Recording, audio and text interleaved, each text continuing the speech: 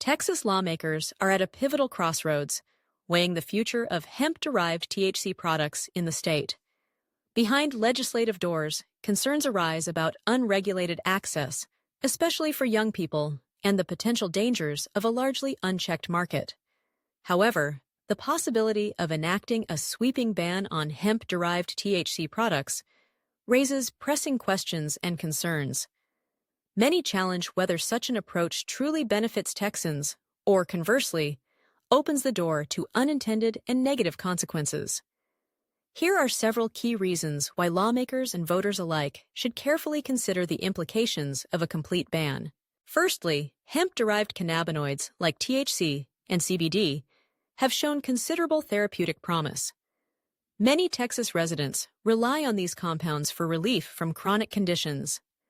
For instance, chronic pain sufferers have found cannabis to be a viable alternative, often allowing them to decrease, and in some cases, eliminate their reliance on opioids. This is particularly significant as communities across the United States continue to battle the opioid epidemic.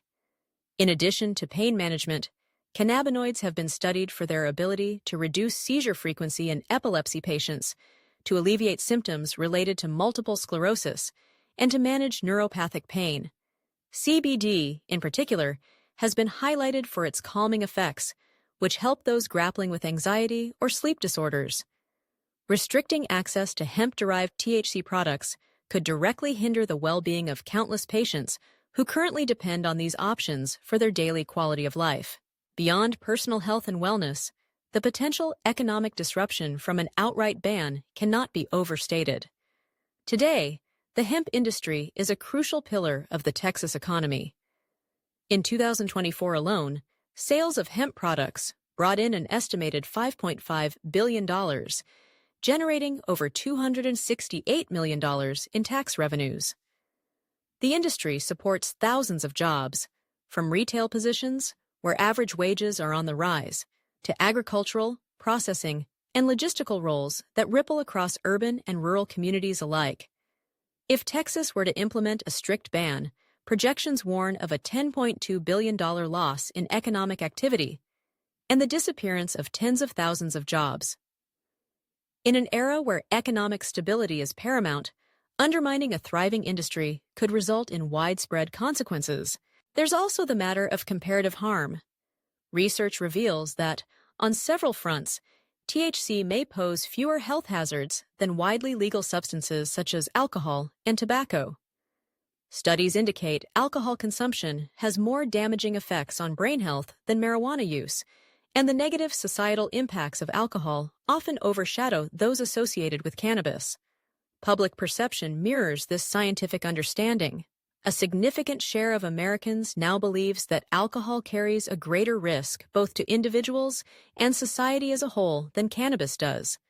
This context challenges the thinking behind strict THC prohibitions when more dangerous substances remain legal and widely available.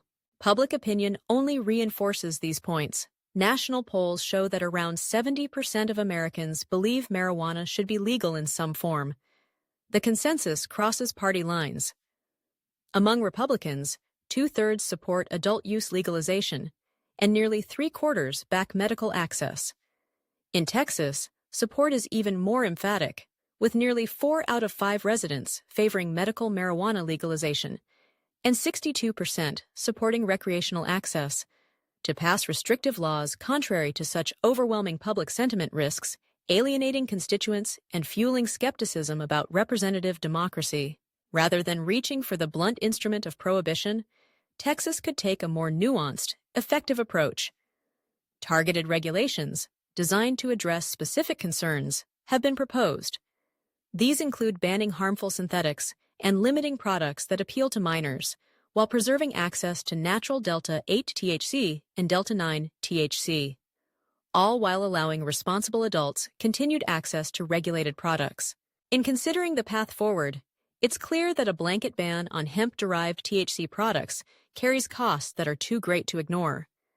Instead, a thoughtful, well-structured regulatory framework can address valid concerns, support patients and businesses, and align policy with the views of the majority.